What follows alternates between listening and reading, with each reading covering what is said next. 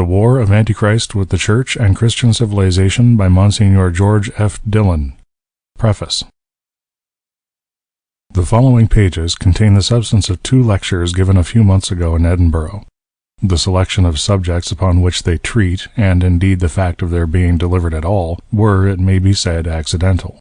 The author, a missionary priest, was, after over 20 years' labor in Australia, compelled for health reasons to visit Europe, and during the past season took advantage of an opportunity to make a tour through Scotland. His object in visiting that historic land was first to gratify his Scotch friends and converts in Australia by a sojourn, however brief, in a country, and in several special localities of it, which he knew to be very dear to them. And next to satisfy his own desire of seeing the progress of religion in that, as well as in the other portions of the British Islands which he had already visited. The condition of the Church in Ireland and her advance amidst the adverse influences with which she has had to contend in England and Scotland are of intense interest to Australian Catholics, and an Australian missionary who visits these countries is supposed to bring back much information regarding the state of religion in each one of them. Scotland, besides, is so full of historic reminiscences, and so favored by nature with splendid scenery, that a visit to Europe is incomplete without a look upon its rugged hills, its romantic lakes, and lovely valleys, now made so interesting by the works of Sir Walter Scott and other writers. The land once evangelized by Columba and his bands of missionary saints has besides an indescribable charm for a Catholic missionary. He went, therefore, with great pleasure to Scotland, and he cannot speak too highly or too thankfully of the kindness which the venerable Archbishop of Glasgow, the bishops and the clergy he happened to meet with, showed him. But, with the exception of a Sunday sermon to oblige the good pastor of whatever locality he happened to pass through, it was his fixed intention not to speak publicly during his rather rapid progress through the country. It happened, however, that on coming to Edinburgh he found an old and very dear friend and college companion in charge of the most populous Catholic district of the metropolis, and in deference to the earnest solicitations of that friend, he departed from his resolution, and gave during the few days his stay lasted, first, a lecture on secret societies for the benefit of a large and flourishing Catholic association for men, and secondly, as a sequel to that, a lecture on the spoliation of the propaganda. Both lectures were delivered extemporaneously, that is to say, so far as the language which conveyed their substance was concerned. The matter, however, had been made familiar to the speaker by many years of observation and reading. Very flattering, and in some cases very full reports of them appeared in Catholic newspapers. The report of the principal Protestant organ of public opinion in Edinburgh, the Scotsman, was very fair, but another paper bitterly resented what it chose to consider an attack on Freemasonry and freedom. It was not, however, so much in the hope of diverting Protestants from Freemasonry as in the desire to show to Catholics that all kinds of secret societies were as bad as, if not worse than, Freemasonry, were in fact united with and under the rule of the worst form of Freemasonry, that the lecturer essayed to speak at all upon the subject. If what he said could influence anyone outside the Church from joining the worse than folly of British Masonry, he would rejoice at the result. But his principal aim was to save his own co-religionists from an evil far more pernicious to them than British Masonry has ever been to Protestants. In this latter design he was glad to learn that he had considerable success, and amongst those who heard or read his utterances, very many expressed a desire to see what he happened to have said in a permanent form. Notwithstanding the difficulties of doing this with any effect during a vacation tour, he determined at whatever cost to himself to gratify their wishes, and therefore took advantage of a few weeks' rest while spending Christmas in his alma mater, All Hallows College, Dublin, to put both lectures into the shape in which he now presents them to such as may desire to read them. It must, however, be remembered that these lectures are nothing more than what they were originally. That is, casual discourses, and not formal and exhaustive treatises on the subjects upon which they touch. For convenience he has divided each one into separate headings, and where necessary to illustrate the text he has added notes. These are necessary in order to form a clear idea of the whole matter treated.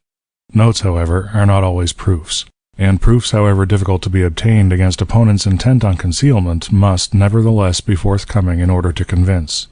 He has, therefore, embodied in the text several documents which were only referred to, or but partially quoted in the spoken lectures. Those now occupy many pages of the lecture upon secret societies, and will, he believes, be read with considerable interest by such as have not previously been acquainted with them. The Permanent Instruction and the Letters of Vindex and Piccolo Tigre, originally published by Monsieur Cretineau Joly from the archives of the Alta Vendita, after they were fortunately discovered by the Roman police, are of this class. Certain extracts are also given of equal value. Most of those documents have been translated into English from French translations of the original Italian and German, and one passage, that of Mr. Robison on Freemasonry as the cause of the First French Revolution, is taken from a translation from the English into French, redone into English, as it was impossible to find the original work of Mr. Robison, which, though extremely valuable, is, he believes, long out of print. The documents regarding the spoliation of the propaganda have been translated from the Latin and Italian originals. He has endeavored to translate all such documents as literally as possible so as to preserve their value as evidences. The first lecture, which he has entitled The War of Antichrist with the Church and Christian Civilization, is intended to treat, in as brief space as possible, the whole question of secret atheistic organization, its origin, its nature, its history in the last century and in this, and its unity of satanic purpose in a wonderful diversity of forms. To do this with effect, it was necessary to go over a large area of ground, and to touch upon a great variety of topics. The writer was conscious that much of this ground and many of these topics would be very much better known to a large number of his readers than to himself. Nearly every matter he had to speak about had been already very frequently handled ably and exhaustively in our Catholic reviews, magazines, and newspapers. But notwithstanding this fact, very few, if any, attempts have been made in our language to treat the subject as a whole.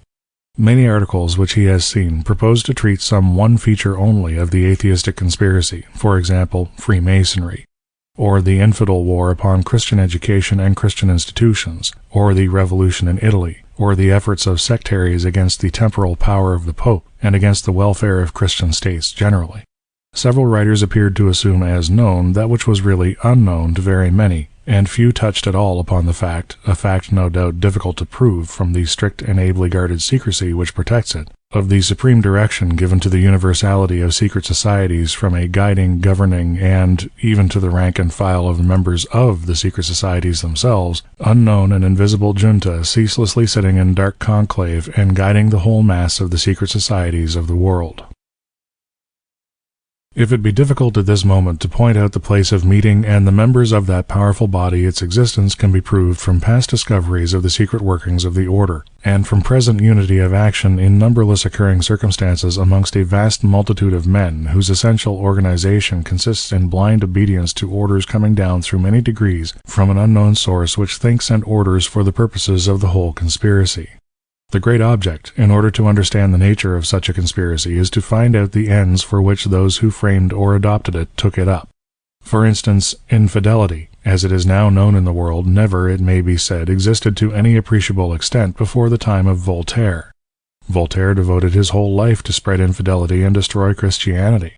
When we see Voltaire and his disciples eagerly seize upon Freemasonry, and zealously propagate it as a means to their ends, we may reasonably infer it was because they judged Masonry fitting for their infidel and anti-Christian purposes. This is further confirmed when we see Masonry adopted by all men of their principles without exception. And it becomes proved to demonstration when we see its organization seized upon as the basis of further and more complex planning for the avowed purposes of ruining Christianity and placing atheism in its stead. French atheism, using Masonry thus perfected, produced what it aimed at during the Reign of Terror in France, which, as we shall see, is only a prelude to what it means one day to accomplish throughout the entire world. In order to make these facts clear, the writer, so far as the form of a single lecture would allow, has given as much of the history and character of both Voltaire and Freemasonry as might serve to show the adaptability of the latter to the designs of the former. He has spoken of the union and Illuminism of Masonry through the instrumentality of Weishaupt, and has shown the immediate consequences of the organization and influence of that arch-conspirator in the First French Revolution and its outcome, the Consulate and the Empire. He deemed it a duty to dispel the glamour of false glory which many Christian writers have aided in throwing over Napoleon I, a real child of Freemasonry and Revolution, and to represent him in his true colors. For though it cannot be denied that Napoleon restored the Church, it is equally true that his half-hearted measures in favor of religion tended to deaden that strong reaction against atheism which even Robespierre's attempts could not control. while the encouragement he gave to Freemasonry caused that organization to so powerfully permeate Europe that it has since controlled the civilized world with a subtle, powerful force, which nothing has been able to stay save the Catholic Church alone. Under the headings mentioned, the author has given the salient phases of the action of the whole dread conspiracy. He has dwelt at considerable length on its efforts in Italy and in Europe generally.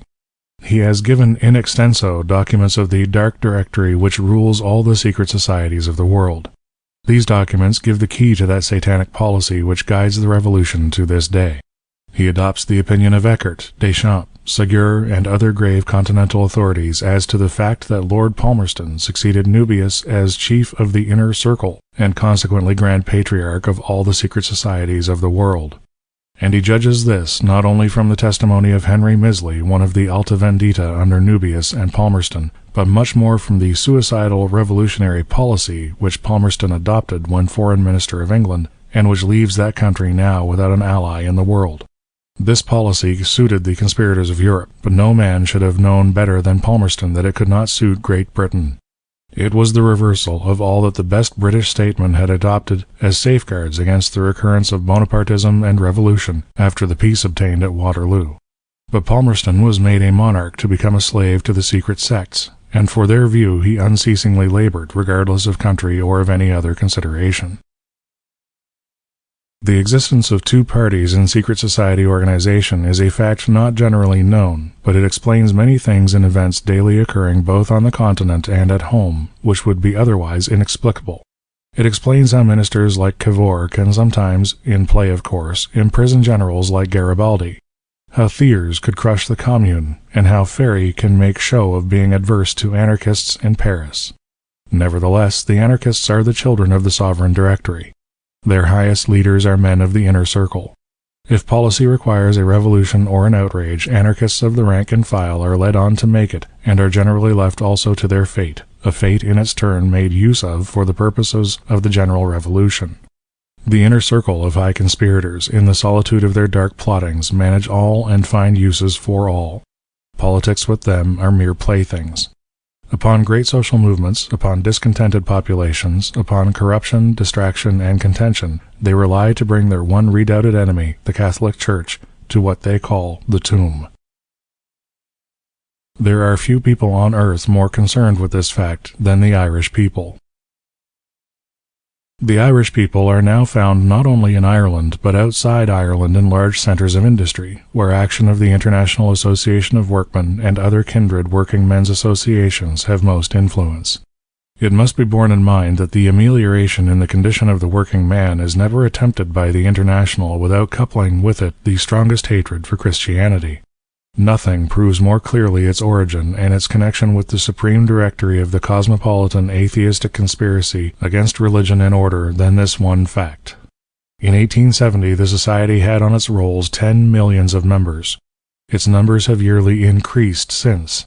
At the famous International Congress held in Geneva in 1868, it formulated the following declaration, which has since been more than once acted on by its members on the continent. Manifesto. The object of the International Association of Workmen, as of every other socialist association, is to do away with the parasite and the pariah. Now what parasite can be compared to the priest who takes away the pence of the poor and of the widow by means of lying? What outcast more miserable than the Christian pariah? God and Christ, these citizen providences, have been at all times the armor of capital and the most sanguinary enemies of the working classes. It is owing to God and to Christ that we remain to this day in slavery. It is by deluding us with lying hopes that the priests have caused us to accept all the sufferings of this earth. It is only after sweeping away all religion and after tearing up even to the last roots every religious idea, Christian and every other whatsoever, that we can arrive at our political and social ideal. Let Jesus look after his heaven. We believe only in humanity. It would be but to fail in all our duties were we to cease, even for a second, to pursue the monsters who have tortured us.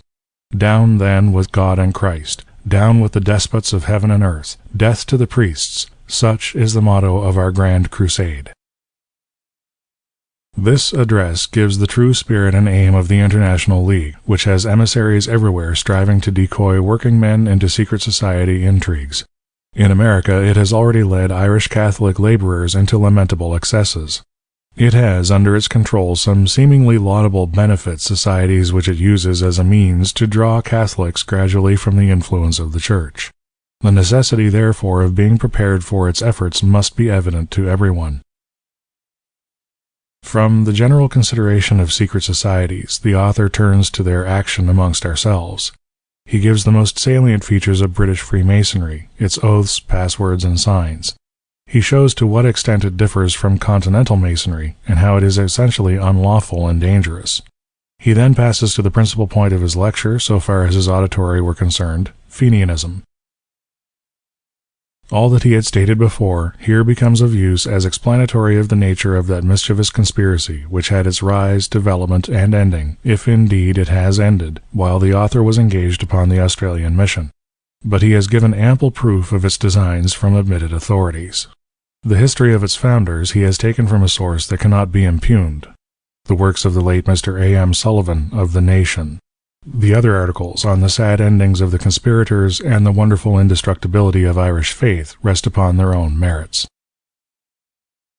A discourse which aimed at illustrating the words of our Holy Father Leo XIII could not be complete without a reference to such societies as the wisdom of the great Pontiff has pointed out as fitted for Christian men.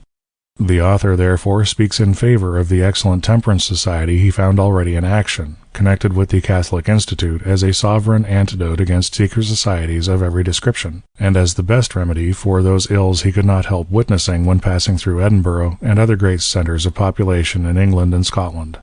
He plainly refers to the evil which certain idle agitators bring in those cities amongst poor, good-natured, but credulous Irish Catholic working men. He believes that 9/10 of the pabulum which keeps such pernicious seducers in employment would be destroyed if Irish working men could be removed from the influence of persons who make profit out of their unfortunate drinking habits, and that misfortune of nearly every temporal kind would cease for them if they became temperate and continued to practice those virtues which Catholic confraternities with strict sobriety as a first rule foster. He has therefore given his aid in advocacy of such societies as are calculated to keep the Irish in England and in Scotland, and indeed everywhere, sober, a quality which, with habits of industry, economy, and thrift, enables them to live happily, and to bring up families educated, fairly provided for, and a credit instead of a shame to the country and the religion of their parents. The necessity of compressing a large amount of matter into the small space at his disposal has caused many of the topics touched upon to be treated very inadequately considering their claims to attention. He has, however, given as much fact and matter as he could, even at the risk of occasionally sacrificing smoothness and ease in writing.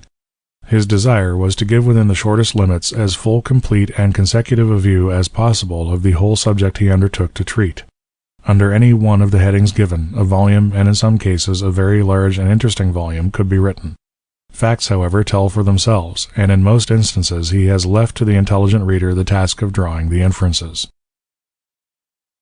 Indeed, his principal object in printing these lectures at all, and his chief hope, has been to direct the attention of those whom it most concerns to the question of secret organizations as a whole, to point out the fact that there exists an able, vigilant body of men trained for years in the work of conspiracy, who never cease to plot for the destruction of Christianity and of Christian social order amongst mankind, and that the success of these men has hitherto arisen mainly from their astute and ceaseless efforts to remain concealed. The world in all its past history has never been accustomed to deal with such a body. The sworn secret society anywhere is what Mr. A.M. Sullivan tells us it is, in his admirable description of its action in Dublin in his time. Its policy, then, was to stifle every form of Irish public opinion except that which supported its own views. Every other expression was to be prevented by emissaries who found their way into every popular gathering, and by secret concert, known to themselves alone, and not even so much as suspected by others, were able to make public opinion seem to be in favor of the policy of their chiefs. If these emissaries failed, others of the secret brotherhood menaced the adverse popular leaders with loss of business and character, with violence, and even death. With every one of these evils the secret society men of the time threatened Mr. Sullivan. He, however, foiled their astuteness and braved their menaces. He succeeded in escaping, but it was much more owing to the conscience remaining amongst some of the Irish Fenians than to the mercy of the organization itself. This incident, which is related at length in Mr. Sullivan's New Ireland, gives a true idea of the action of every secret society organization, working under many apparent public pretenses for the ends of its chiefs. The ruses of a bird to draw away attention from the nest of its young is but a faint resemblance of what every secret society does to avoid detection, either of itself or of its intentions or doings. It scruples to commit no crime, not even murder, to divert suspicion, and to remain concealed. Concealment is, and has been from the beginning, the very essence of its inward organism and of its outward policy.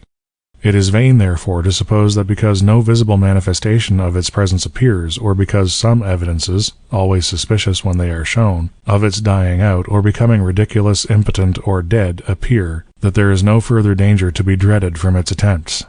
It has the cunning of the serpent, and the patience too. It can feign itself dead to save its head from being crushed. The author of these pages was assured in Rome that it was all nonsense to suppose that secret societies any longer existed in Ireland, that they were the things of the past which Irish faith had banished.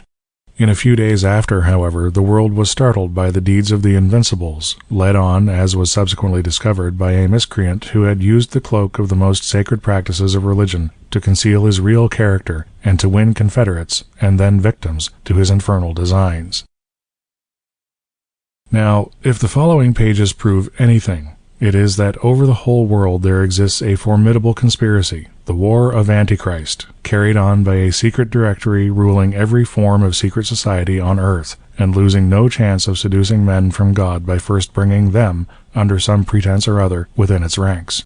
It is certain that this directory will not lose sight of the Irish race in the future any more than in the past, that most likely in the future its plans for seducing them from, or turning them, for political or other reasons, against the Church, will be laid more astutely and less visibly than ever.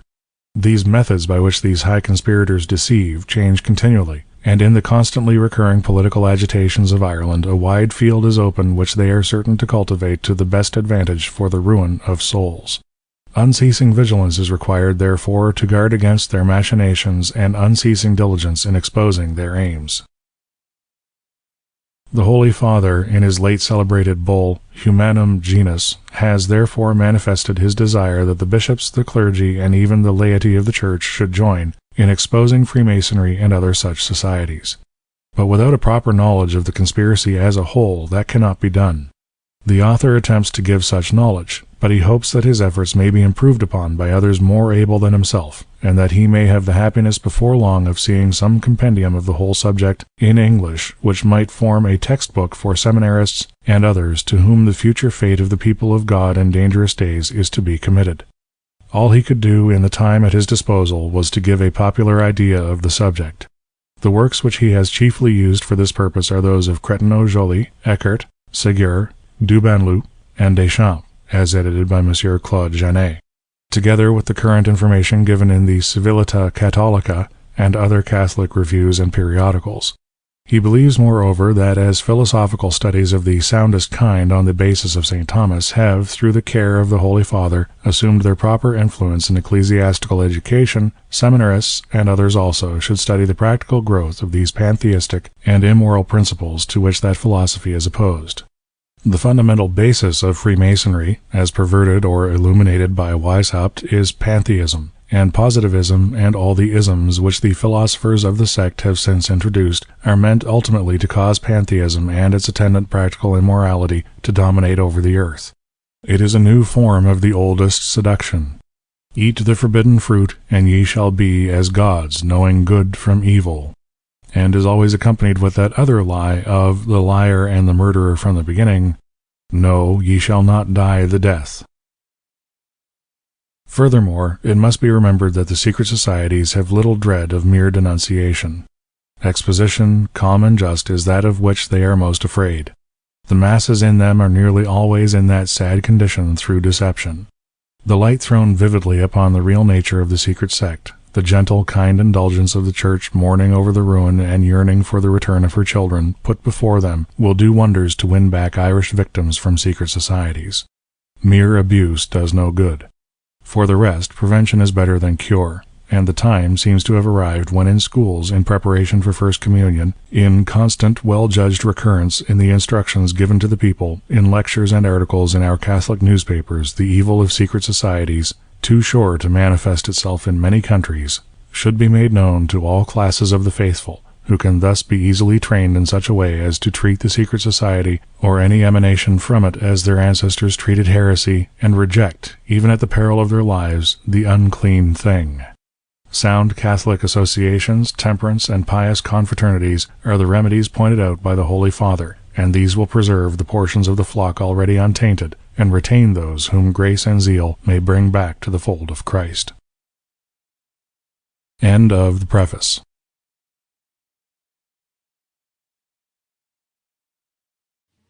Chapter 1. The War of Antichrist with the Church and Christian Civilization.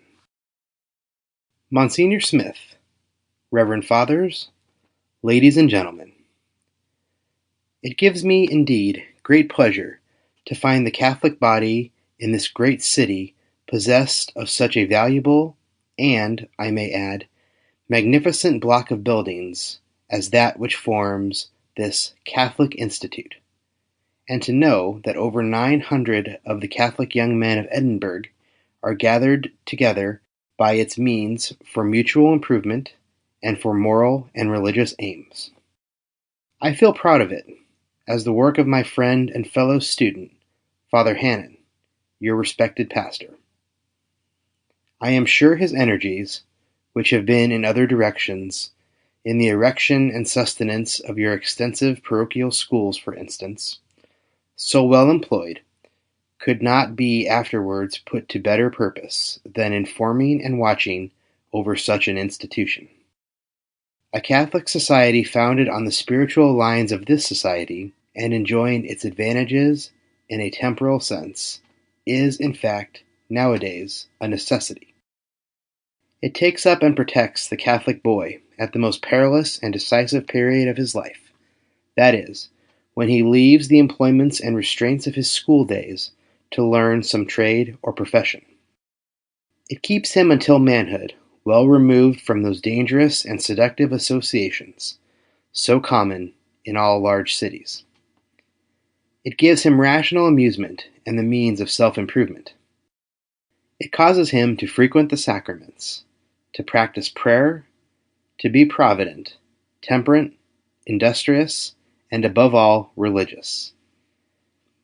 It places him in constant communication with, and therefore under, the special care of his pastor. It is, in fact, the special antidote which our present Holy Father, whom may God long preserve to us, advises the bishops of the Catholic Church to employ throughout the world against the poisonous influence of those secret societies which the demon has rendered so general and so disastrous in our days.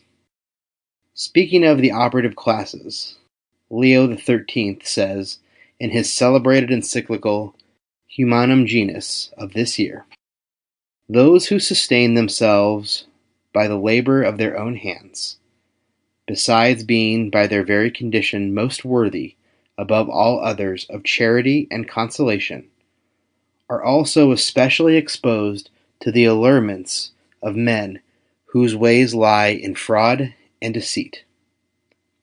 Therefore, they ought to be helped with the greatest possible kindness, and be invited to join societies that are good, lest they be drawn away to others that are evil." Now, these words of the Holy Father came very forcibly to my mind when I was shown, on last Saturday, the fine hall in which we are now assembled, the library and study rooms, and the various means for recreation and improvement attached to this building. I was specially pleased to see so many young men innocently enjoying themselves, or usefully employed, on a day which, of all other days of the week, is the one which most invites the youth of our cities to dissipation and sin. And so it happened that when Father Hannon asked me to say a few words, by which I suppose he meant the lecture advertised in this morning's papers. On this Monday evening, I could not well refuse, and, as the time for preparation was very short, I determined to say the few words on the conflict which, during this and the last century, has taken place between the Church of Christ and atheism. My reason was because I knew that atheism, closely massed and astutely organized, not only has sought but still seeks the destruction of the Church and the destruction of the souls which it is her mission to save. And as the Catholic Young Men's Society of Edinburgh is one of those beneficent associations pointed out by the Vicar of Christ as the special means for defeating the designs of atheism, I believe I cannot do a more appropriate, or indeed a greater service, than by unfolding what these designs really are. In this, as in all matters of importance, to be forewarned is to be forearmed. And it is especially necessary to be forewarned when we have to contend with an adversary who uses secrecy, fraud, and deceit. We shall see then that all the organizations of atheism appear at first, as does their author Satan, clothed in the raiment of angels of light, with their malignity, their infidelity, and their ultimate designs always most carefully hidden. They come amongst all the faithful, but more especially amongst young men, to seduce and to ruin them, never showing, but when forced to do so, the cloven foot, and employing a million means to seem to be what they are not. It is, therefore, first of all, necessary to unmask them, and this is precisely what the Supreme Pontiff asks the pastors of the universal fold to do as the best means of destroying their influence. But, he says in the encyclical already quoted, as it benefits our pastoral office that we ourselves should point out some suitable way of proceeding, we wish it to be your rule, first of all, to tear away the mask from Freemasonry, and to let it be seen as it really is, and by instructions and pastoral letters to instruct the people as to the artifices used by societies of this kind in seducing men and enticing them into their ranks, and as to the depravity of their opinions and the wickedness of their acts. In this extract, the Holy Father makes special mention of Freemasonry, but remember, not of Freemasonry only. He speaks of other secret societies. These other secret societies are identical with Freemasonry, no matter by what name they may be called, and they are frequently the most depraved forms of Freemasonry. And though what is known in these islands as Freemasonry may not be so malignant as its kind is on the continent, though it may have little or no hold at all upon the mass of Catholics in English-speaking countries, still we shall see that like every secret society in existence, it is a danger for the nation and for individuals, and is hidden within it the same atheism and hostility to Christianity which the worst continental Freemasonry possesses. These it develops to the initiated in the higher degrees, and makes manifest to all the world in time. The truth is that every secret society is framed and adapted to make men the enemies of God and of His Church, and to subvert faith, and there is not one, no matter on what pretext it may be founded, which does not fall under the management of a supreme directory governing all the secret societies on earth. The one aim of this directory is to uproot Christianity and the Christian social order as well as the Church from the world. In fact, to eradicate the name of Christ and the very Christian idea from the minds and the hearts of men. This it is determined to do by every means, but especially by fraud and force. That is, by first using wiles and deceit, until the atheistic conspiracy grows strong enough for measures as violent and remorseless in all countries as it exercised in one country during the first French Revolution. I believe this secret atheistic organization to be nothing less than the evil which we have been long warned against by our blessed Lord himself, as the supreme conflict between the Church and Satan's followers. It is the commencement of the contest which must take place between Christ and Antichrist, and nothing therefore can be more necessary than that the elect of God should be warned of its nature and its aims. With your permission, then, I shall glance tonight first at the rise and the nature of atheism itself, and its rapid advance among those sections of Christians most liable from position and surroundings to be led astray by it, and then at the use it has made of Freemasonry for its propagandism and for its contemplated destruction of Christianity. We shall see its depravity perfected by what is called Illuminism, and we shall see that however checked it may have been by the reaction consequent upon the exercises of its first revolution, it has not only outlived that reaction, but has grown wiser for doing an evil more extended and more complete. We shall see how its chiefs have succeeded in mastering and directing every kind of secret association, whether springing from itself or coming into existence by the force of its example only, and have used and are using them all to its advantage. We shall see the sleepless vigilance which this organized atheism exercises, and thus come to know that our best, our only resource is to fly its emissaries and draw nearer in affection and in effect to the teachings of the Church and her supreme visible head on earth, who can never deceive us and whom the hosts of Satan can never deceive.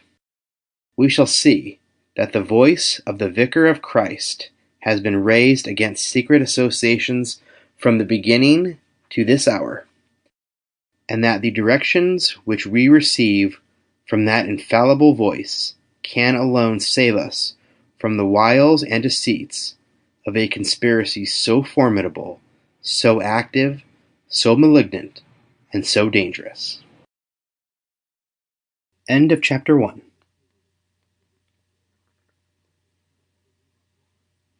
Chapter 2. The rise of atheism in Europe.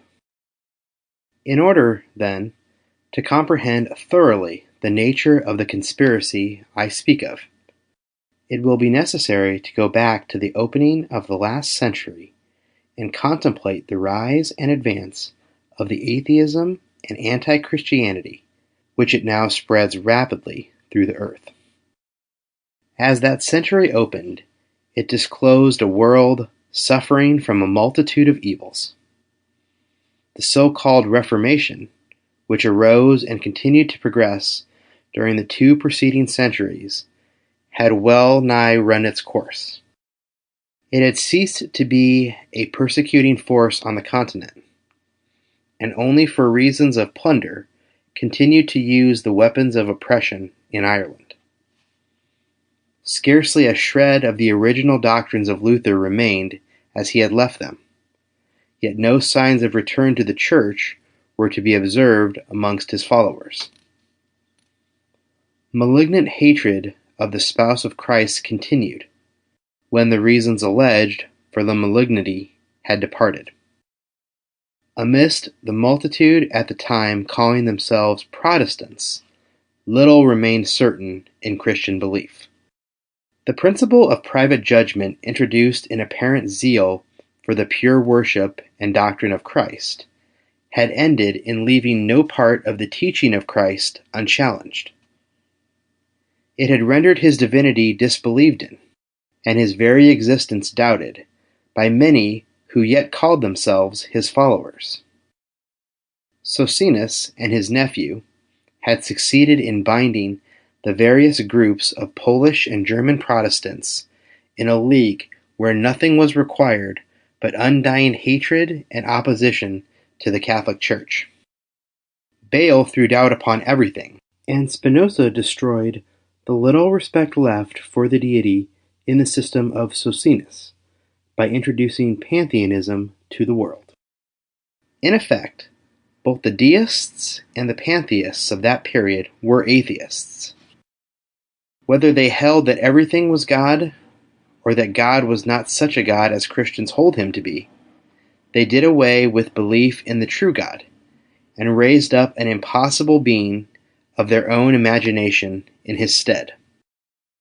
In life, in conduct, and in adoration of God, they were practical atheists, and soon manifested that hatred for the truth which the atheist is sure to possess. Their theories made headway early in the century throughout Central Europe and England. Bolingbroke, Shaftesbury, and the elite amongst the statesmen and literary aristocracy of the reign of Queen Anne were infidels. Tyndall, Collins, Woolston, Toland, and Chubbs were as advanced as Tom Paine was, later on in the way of atheism. But however much England and Germany had advanced their Protestantism to what was called free thinking, both were soon destined to be eclipsed in that sad progress by Catholic and monarchical France. France owes this evil preeminence to one individual who, though largely assisted in his road to ruin by Bale, and subsequently by association with English infidels, had yet enough of innate wickedness in himself to outstrip them all. That individual was Voltaire. Chapter 3, Voltaire. I shall have to occupy your attention for some little time with the career of this abandoned, unhappy, but most extraordinary man. It was in his day and by his means that the atheism which occupies us this evening became perfected, generalized, and organized for the destruction of Christianity, Christian civilization, and all religion. He was the first, and remains still the greatest of its apostles. There is not one of its dark principles which he did not teach and advocate. And from his writings and by their means the intellectual and every other form of war against the Catholic Church and the cause of Christ are carried on to this day and will be to the end. His real name was Francis Mary Arouet, but for some reason which has never been clearly explained, he chose to call himself Voltaire. He was the son of good parents, and by position and education should have been an excellent Catholic.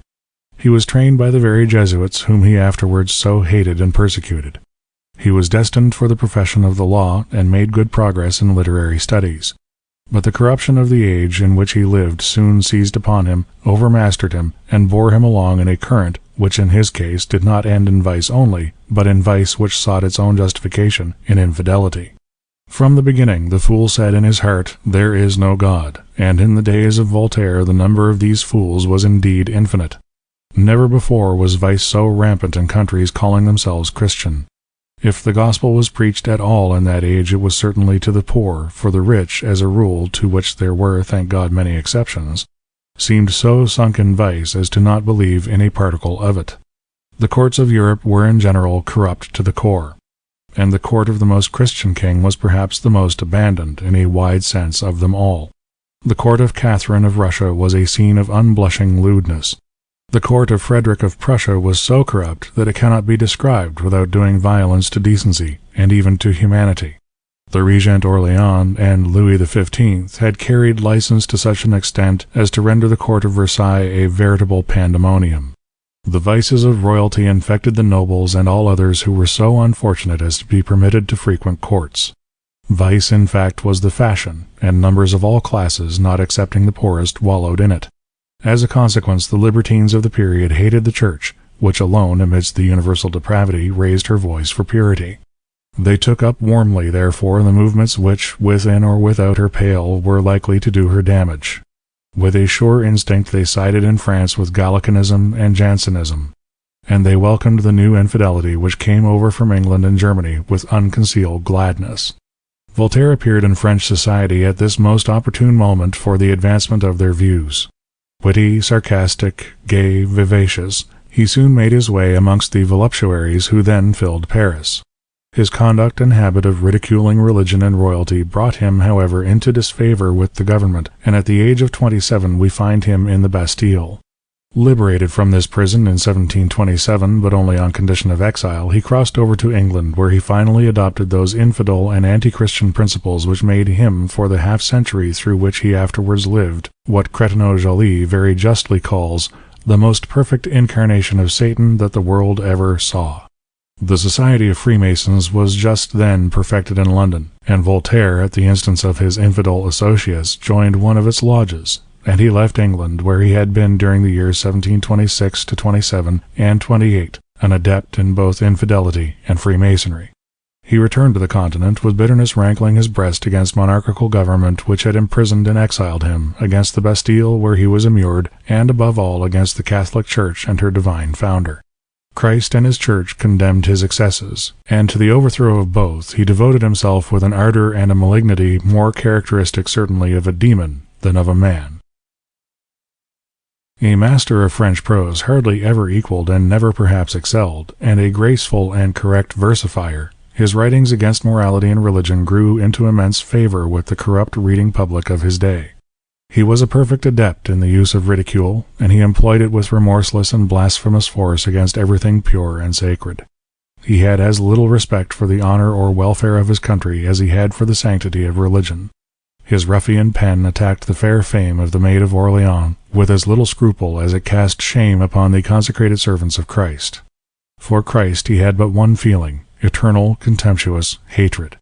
His watchword, the concluding lines of all his letters to his infidel confederates, was for 50 years, "Écrasons-nous l'infâme," let us crush the wretch, meaning Christ and his cause. This, he boasted, was his delenda est Carthago, and he believed he could succeed. "I am tired," said he, "of hearing it said that 12 men suffice to establish Christianity, and I desire to show that it requires but one man to pull it down." A lieutenant of police once said to him that, notwithstanding all he wrote, he should never be able to destroy Christianity. "That is exactly what we shall see," he replied. Voltaire was never weary of using his horrible watchword.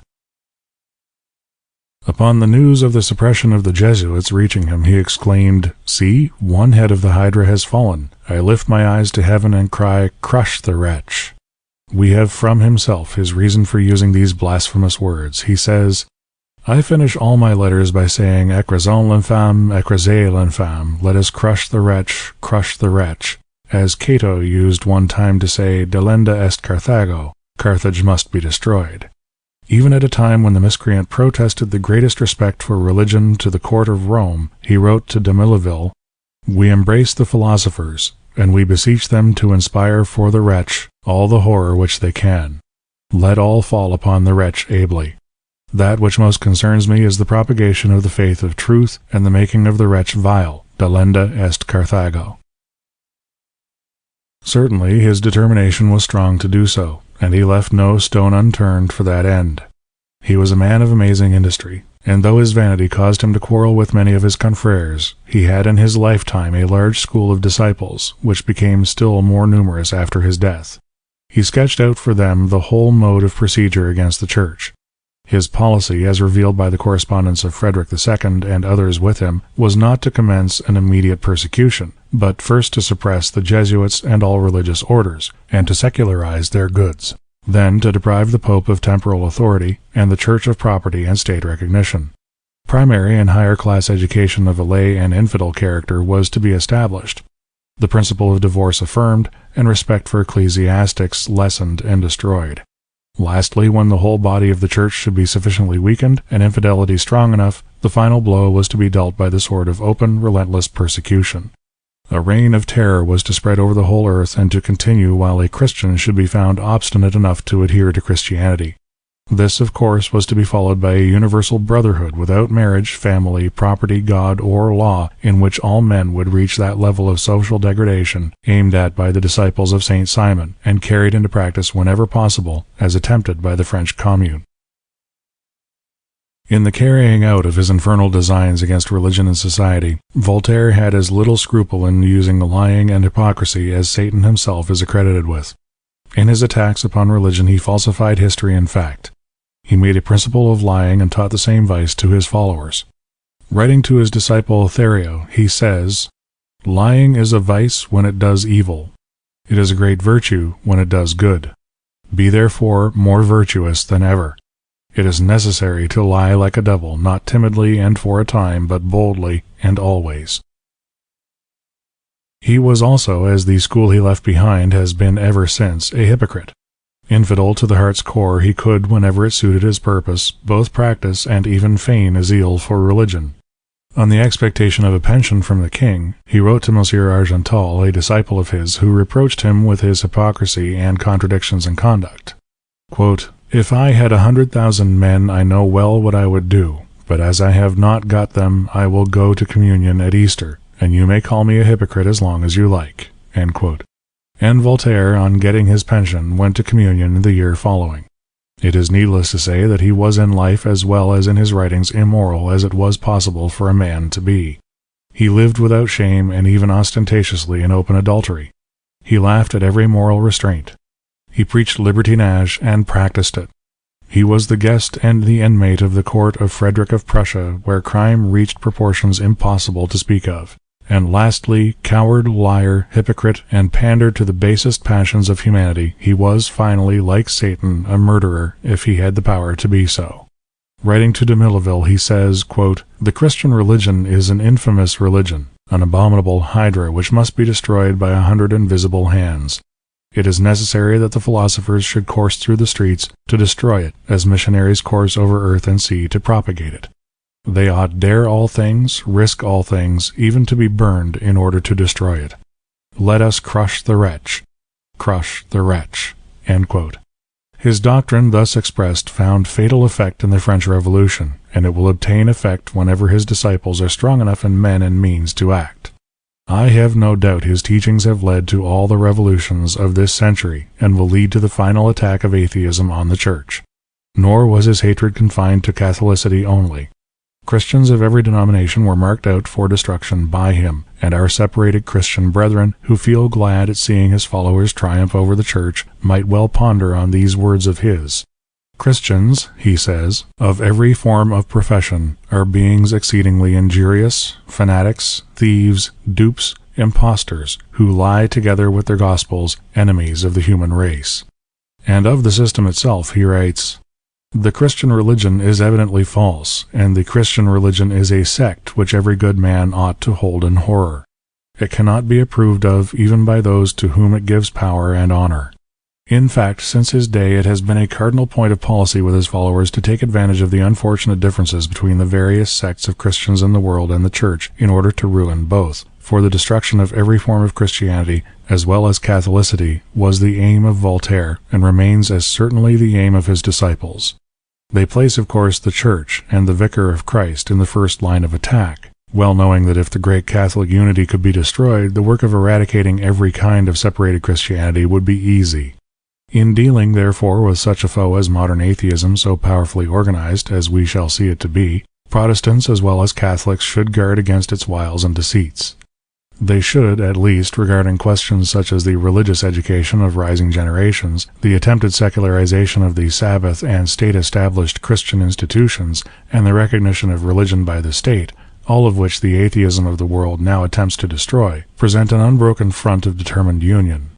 Nothing less certainly can save even the Protestantism, the national Christian character of Great Britain and her colonies, from impending ruin.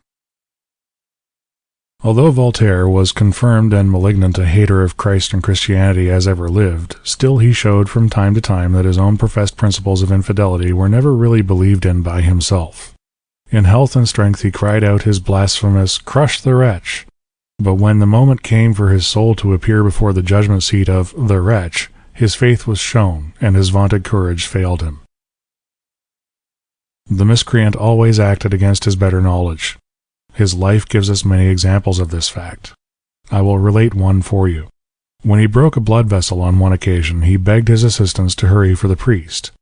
He confessed, signed with his hand a profession of faith, asked pardon of God and the Church for his offenses, and ordered that his retraction should be printed in the public newspapers. But, recovering, he commenced his war upon God anew, and died refusing all spiritual aid, and crying out in the fury of despair and agony, "I am abandoned by God and man."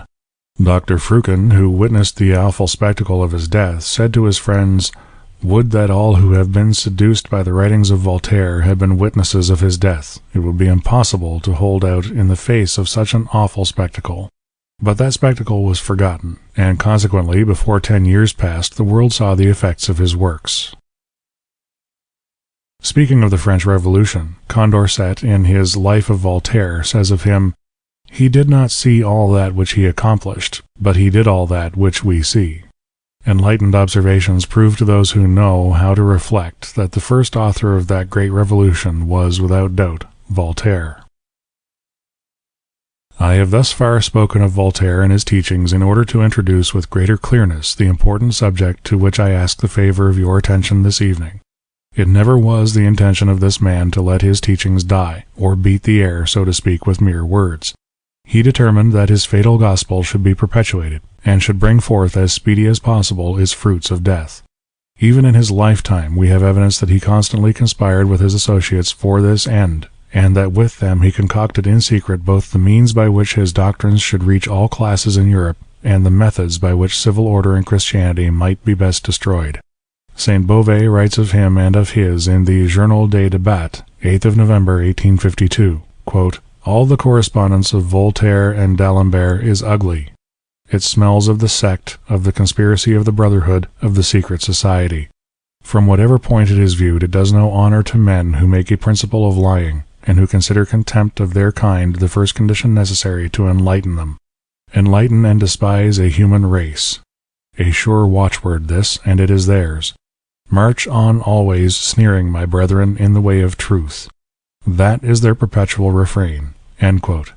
But not only did he and this thus conspire in a manner which might seem to arise naturally from identical sentiments and aims, but what was of infinitely greater consequence, the demon, just as their sad gospel was ripe for propagation, called into existence the most efficacious means possible for its extension amongst men, and for the wished-for destruction of the Church, of Christian civilization, and of every form of existing Christianity. This was the spread amongst those already demoralized by Voltaireanism, of Freemasonry, and its cognate systems of secret atheistic organization. This is the point upon which I am most anxious to fix your attention this evening. Chapter 4. Freemasonry. Freemasonry, we must remember always, appeared generally and spread generally too in the interests of all that Voltaire aimed at, when it best suited his purpose. The first lodge established in France under the English obedience was in 1727. Its founder and first master was the celebrated Jacobite Lord Derwentwater. It had almost immediate acceptance from the degenerate nobility of France, who, partly because of the influence of English and Scotch Jacobite nobles, and partly because of its novelty, hard swearing, and mystery, joined the strange institution. Its lodges were soon in every considerable city of the realm. The philosophers and various schools of atheists, however, were the first to enter into and to extend it. For them it had special attractions and special uses, which they were not slow to appreciate and to employ. Now, though it very little concerns us to know much of the origin of this society, which became then and since so notorious throughout the world, still as that origin throws some light on its subsequent history, it will not be lost time to glance at what is known, or supposed to be known, about it. Monsignor Ségur, Bishop of Grenoble, who devoted much time to a study of Freemasonry, is persuaded that it was first elaborated by Faustus Socinus, the nephew of the too celebrated Laelius Socinus, the heresiarch and founder of the sect of Unitarians, or, as they are generally called after him, Socinians. Both were of the ancient family of the Sozzini of Siena. Faustus, like many of his relatives, imbibed the errors of his uncle, and in order to escape the vigilance of the Inquisition, to which both Italy and Spain owed much of the tranquillity they enjoyed in these troublesome times, he fled to France. While in that country at Lyon, while only 20 years of age, he heard of the death of his uncle at Zurich, and went at once to that city to obtain the papers and effects of the deceased. From the papers he found that Laelius had assisted at a conference of heretics at Vicenza in 1547, in which the destruction of Christianity was resolved upon, and where resolutions were adopted for the renewal of Arianism, a system of false doctrine calculated to sap the very foundations of existing faith by attacking the Trinity and the Incarnation. Feller, an authority of considerable weight, in his reference to this conference, says, quote, "In the assembly of Vincenza, they agreed upon the means of destroying the religion of Jesus Christ by forming a society which by its progressive successes brought on towards the end of the 18th century an almost general apostasy. When the Republic of Venice became informed of this conspiracy, it seized upon Julian Trevisano and Francis de Rugo and strangled them. Ochinus and the others saved themselves. The society thus dispersed became only the more dangerous, and it is that which is known today under the name of Freemasons." End quote. For this information, Feller refers us to a work entitled The Veil Removed, La Voile Levée, by the Abbé Lefranc, a victim of the Reign of Terror in 1792. The latter tells us that the conspirators whom the severity of the Venetian Republic had scattered, and who were Ochinus, Laelius Ochinus, Peruta, Gentilis, Jacques Sibiari, Francis Lenoir, Darius Ochinus, Aelius, and the Abbé Leonard, carried their poison with them, and caused it to bear fruits of death in all parts of Europe. The success of Faustus Ochinus in spreading his uncle's theories was enormous. His aim was not only to destroy the Church, but to raise up another temple into which any enemy of orthodoxy might freely enter. In this temple every heterodox belief might be held. It was called Christian, but was without Christian faith or hope or love. It was simply an astutely planned system for propagating the ideas of its founders, for a fundamental part of the policy of Ochinus, and one in which he well instructed his disciples, was to associate either to Unitarianism or to the confederation formed at Vicenza, the rich, the learned, the powerful, and the influential of the world. He feigned an equal esteem for Trinitarians and anti-Trinitarians, for Lutherans and the Calvinists. He praised the undertakings of all against the Church of Rome, and working upon their intense hatred for Catholicity, caused them to forget their many isms, in order to unite them for the destruction of the common enemy. When that should be effected, it would be time to consider a system agreeable to all. Until then, unity of action inspired by hatred of the Church should reign amongst them. He therefore wished that all his adherents should, whether Lutheran or Calvinist, treat one another as brothers, and hence his disciples have been called at various times United Brethren, Polish Brothers, Moravian Brothers, Brother Masons, and finally, Freemasons. Monsignor Ségur informs us on the authorities before quoted that, as well as upon that of Bergier and the learned author of a work entitled Les Francs-Maçons Écrasés, the Abbé Lerouden, printed at Amsterdam as early as the year 1747, that the real secret of Freemasonry consisted even then in disbelief in the divinity of Christ, and a determination to replace that doctrine, which is the very foundation of Christianity, by naturalism or rationalism. Ochinus, having established his sect in Poland, sent emissaries to preach his doctrines stealthily in Germany, Holland, and England. In Germany, Protestants and Catholics united to unmask them. In Holland, they blended with the Anabaptists, and in England they found partisans amongst the Independents and various other sects into which the people were divided. The Abbé Lefranc believes, in La Voile Levée, Lyons 1821, that Oliver Cromwell was a Socinian, and that he introduced Freemasonry into England. Certainly Cromwell's sympathies were not for the Church favored by the monarch he supplanted, and were much with the Independents. If he was a Socinian, we can easily understand how the secret society of Vicenza could have attractions for one of his anti-Catholic and ambitious sentiments. He gave its members in England, as Monsignor Ségur tells us, the title of Freemasons, and invited the allegory of the Temple of Solomon, now so much used by Masonry of every kind, and which meant the original state of man supposed to be a commonwealth of equality with a vague deism as its religion. This temple, destroyed by Christ for the Christian order, was to be restored by Freemasonry after Christ and the Christian order should be obliterated by conspiracy and revolution.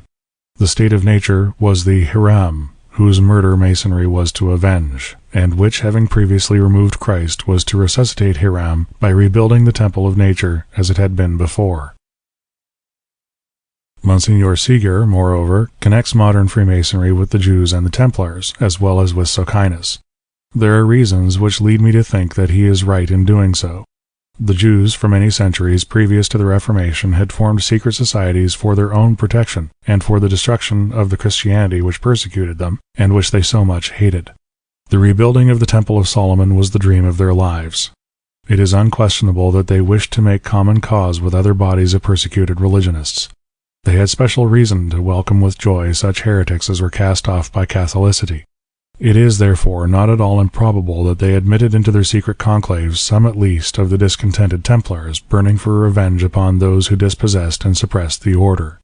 That fact would account for the curious combination of Jewish and conventual allusions to be found in modern Masonry. Then, as to its British history, we have seen that members of the secret brotherhood of Socinus made their way to England and Scotland, where they found friends, and perhaps confederates. I have therefore no doubt but that the Abbé Lefranc is correct when he says that Cromwell was connected with them. At least before he succeeded in his designs he had need of some such secret society, and would no doubt be glad to use it for his purposes. But it is not so clear that Cromwell was the first, as Lefranc thinks, to blend that brotherhood with the real Freemasons. The ancient guild of working Masons had existed in Great Britain and in Europe for many centuries previous to his time. They were like every other guild of craftsmen, a body formed for mutual protection and trade offices.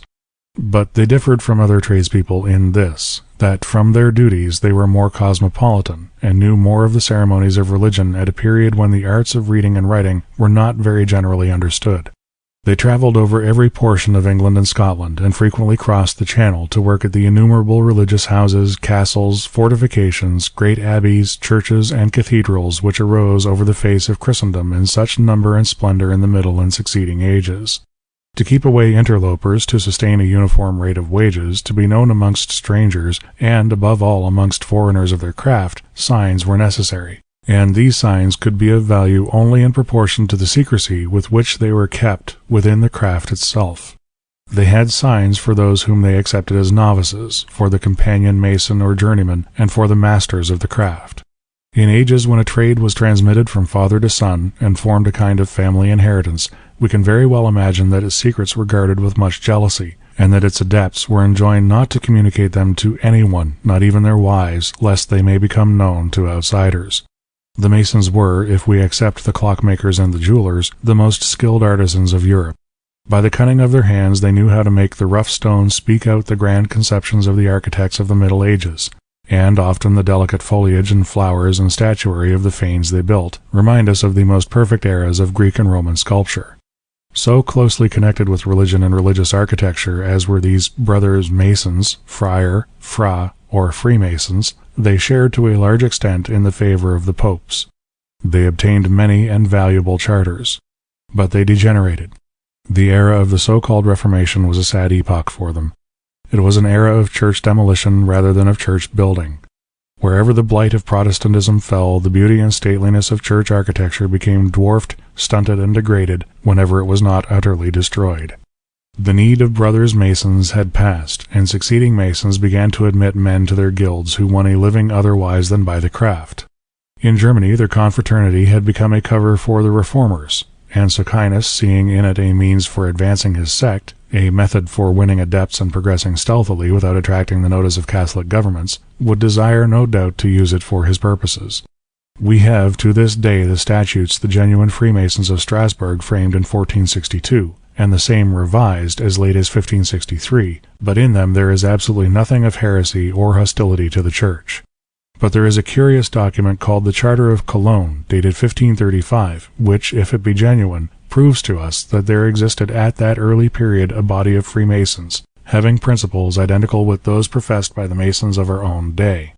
It is to be found in the archives of the Mother Lodge of Amsterdam, which also preserves the act of its own constitution under the date of 1519.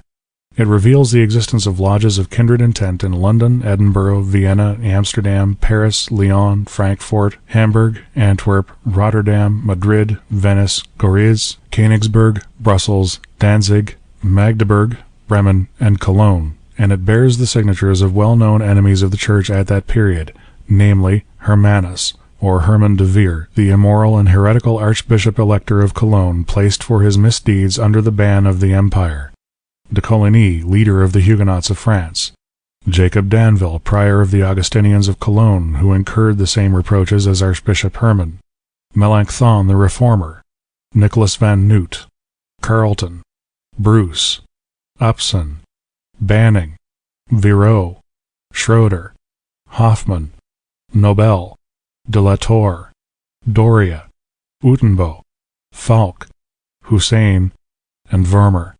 These names reveal both the country and the celebrity of all the men who signed the document.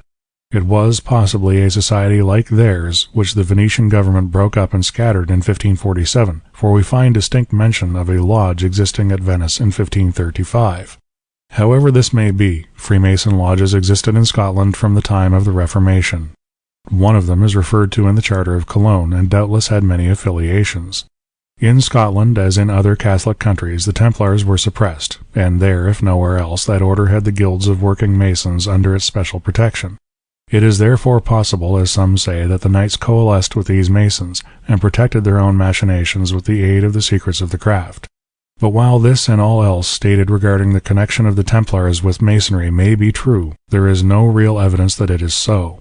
Much is said about the building of the Temple of Solomon, and that the Hiram killed, and whose death the craft is to avenge, means James Molay, the Grand Master, executed in the barbarous manner of his age for supposed complicity in the crimes with which the Templars were everywhere charged.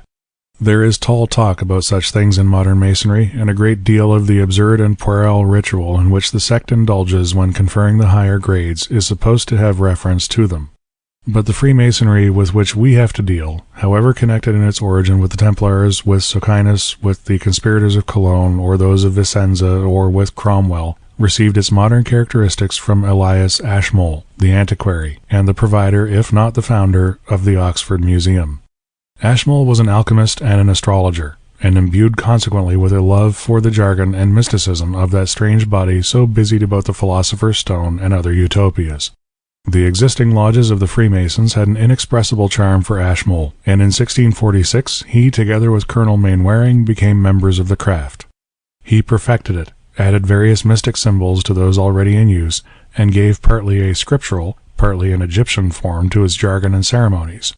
The Rose-Croix, or Rosicrucian degree, a society formed after the ideal of Bacon's New Atlantis, appeared, and the various grades of Companion, Master, Secret Master, Perfect Master, Elect, and Irish Master were either remodeled or newly formed, as we know them now. Charles I was decapitated in 1649, and Ashmole, being a royalist to the core, soon turned English Masonry from the purposes of Cromwell and his party, and made the craft, which was always strong in Scotland, a means to upset the government of the Protector, and to bring back the Stuarts. Now, Hiram became the murdered Charles, who was to be avenged instead of James Molay, and the reconstruction of the temple meant the restoration of the exiled House of Stuart. On the accession of Charles II, the craft was, of course, not treated with disfavor, and when the misfortunes of James II drove him from the throne, the partisans of the House of Stuart had renewed recourse to it as a means of secret organization against the enemy. To bring back the Pretender, the Jacobites formed a Scotch and an English and Irish constitution. The English constitution embraced the Mother Lodge of York and that of London, which latter separated from York and with a new spring of action started into life as the Grand Lodge of London in 1717. The Jacobite nobles brought it to France chiefly to aid their attempts in favour of the Stuarts. They opened a lodge called the Amity and Fraternity in Dunkirk in 1721, and in 1725 the Lord Derwentwater opened the famous Mother Lodge of Paris. Masonry soon spread to Holland in 1730, to Germany in 1736, to Ireland in 1729, and afterwards to Italy, Spain, and Europe generally. All its lodges were placed under the Grand Lodge of England and remained so for many years.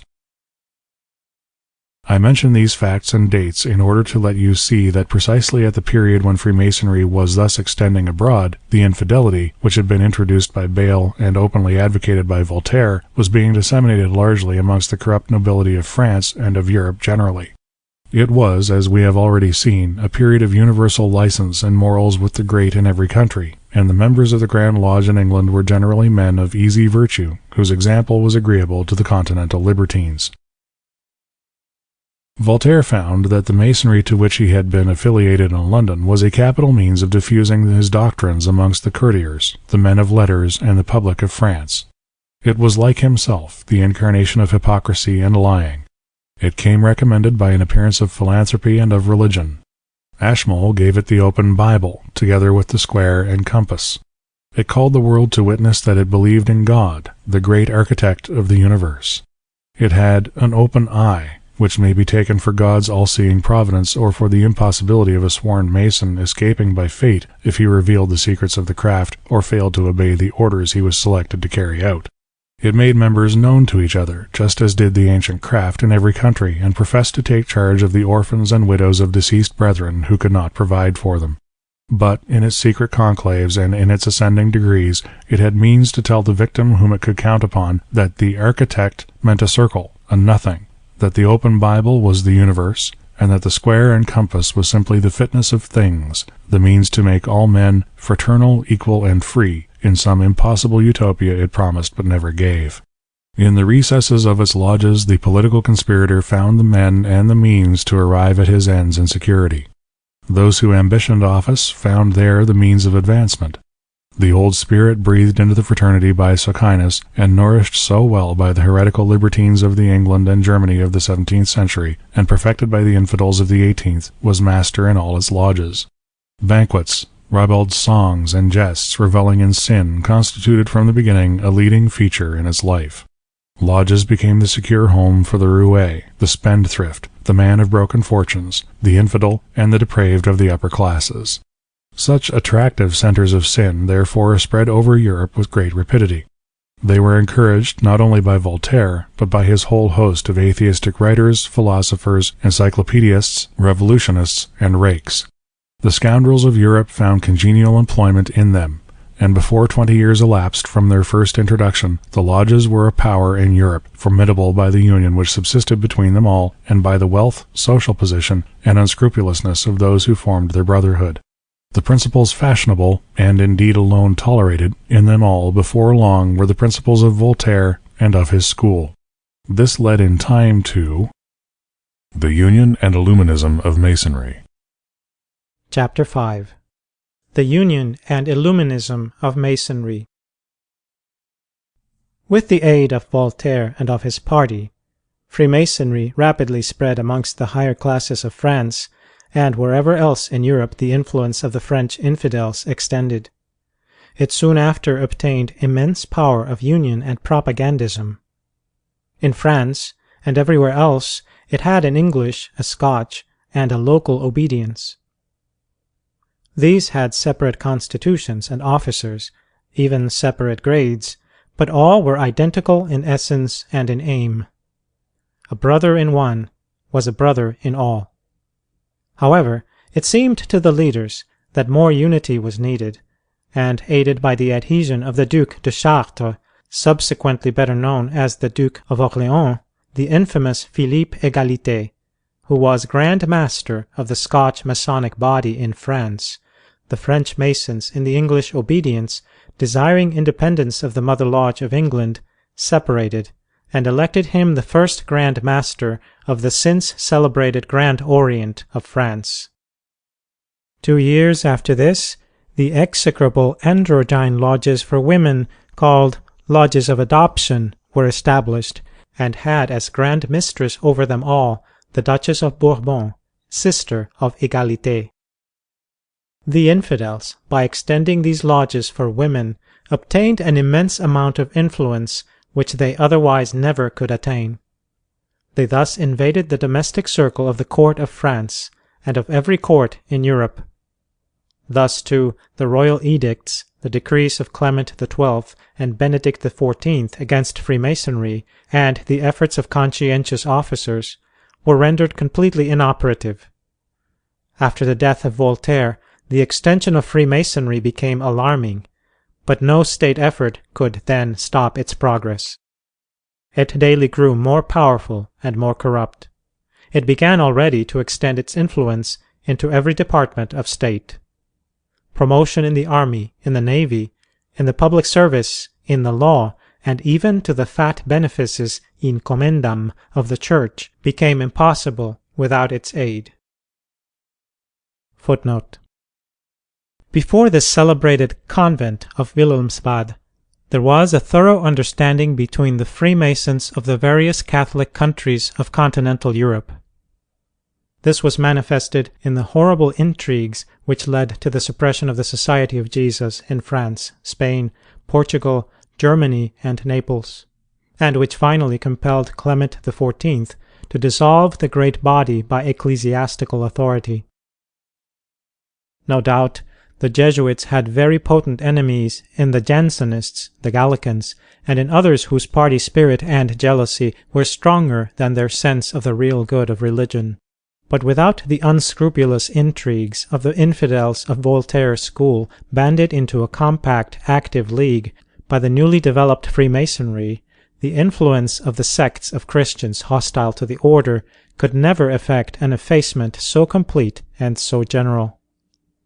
Anglican lodges, we must remember, appeared in Spain and Portugal as soon as in France. One was opened in Gibraltar in 1726, and one in Madrid in 1727. This latter broke with the Mother Lodge of London in 1779, and founded lodges in Barcelona, Cadiz, Valladolid, and other cities. There were several lodges at work in Lisbon as early as 1735.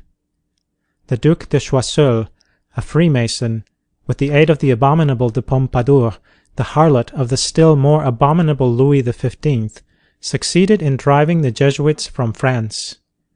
He then set about influencing his brother Masons, the Count de Aranda, Prime Minister of Charles III of Spain, and the infamous Carvalho Pombal, the alter ego of the weak King of Portugal, to do the same work in the Catholic states of their respective sovereigns.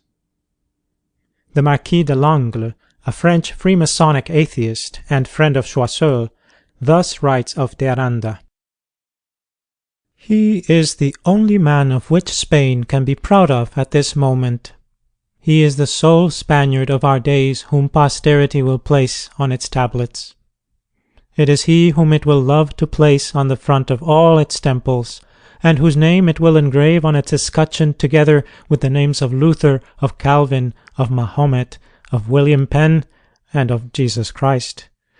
It is he who desired to sell the wardrobe of the saints, the property of virgins, and to convert the cross, the chandeliers, the patens, etc., into bridges and inns and main roads." We cannot be surprised at what de Aranda attempted after this testimony. He conspired with Choiseul to forge a letter as if from the general of the Jesuits, Ricci, which purported to prove that the king's mother was an adulteress, and that the king had no claim to the Spanish throne.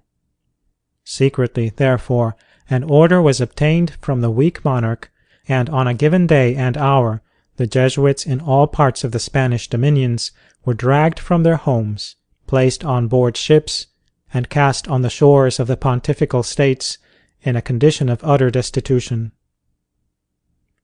A calumny as atrocious and unfounded enabled Pombal to inflict a worse fate on the Jesuits of Portugal and its dependencies. Charles III ordered Panucci, another Masonic enemy of the Jesuits, to banish the members of the society from Naples, where his son reigned. Geyser writes to Voltaire that the half-fool Joseph II was initiated in the mysteries of Masonry, and accordingly the Jesuits, notwithstanding the sympathies of the Empress Mary Theresa, fell in Austria. The world was left thus free for the Masonic philosophers to compass the destruction which they planned at Wilhelmsbad and effected in the Revolution 8 years afterwards. End of footnote. And at this precise juncture, when the political fortunes of France were, for many reasons, growing desperate, two events occurred to make the already general and corrupt Freemasonry still more formidable. These were the advent of the Illuminism of Saint Martin in France and that of Adam Weishaupt in Germany, and the increased corruption introduced principally by means of women Freemasons. A Portuguese Jew, named Martínez Pasqualis, was the first to introduce Illuminism into the Lodge of Lyons, and his system was afterwards perfected in wickedness by Saint Martin, from whom French Illuminism took its name.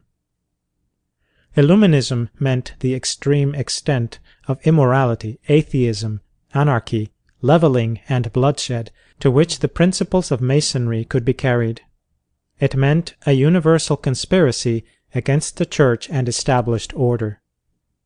It constituted a degree of advancement for all the lodges, and powerfully aided to make them the centers of revolutionary intrigue and of political manipulation which they soon became in the hands of men at once sunk in atheism and moral corruption.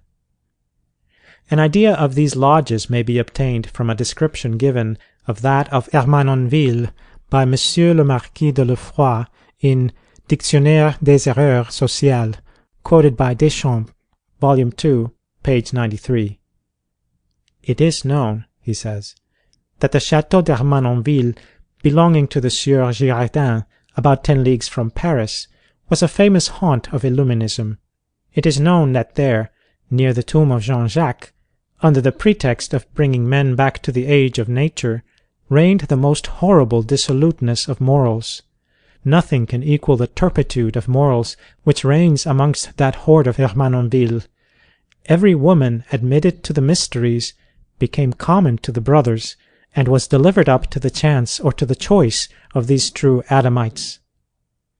Baruch, in his Memoires sur le Jacobinisme, Volume 4, page 334, says that Monsieur Le Sueur, the father of the hero of La Vendée, having been affiliated to a lodge of this kind, and having, in obedience to the promptings of conscience, abandoned it, was soon after poisoned.